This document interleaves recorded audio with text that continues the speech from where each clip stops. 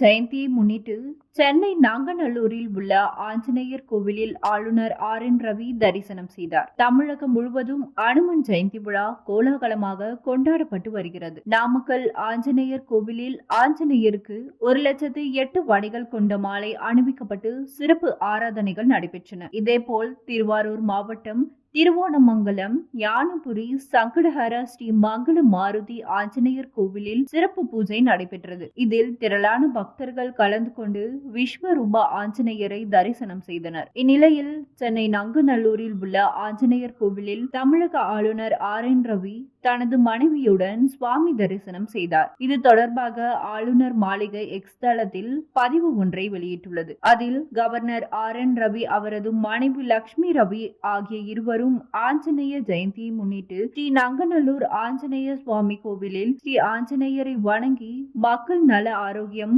மற்றும் நல்வாழ்வு பெறவும் நமது மாநிலம் மற்றும் தேசம் அமைதியும் வளமும் பெறவும் பிரார்த்தனை செய்தனர் என்று தெரிவிக்கப்பட்டுள்ளது.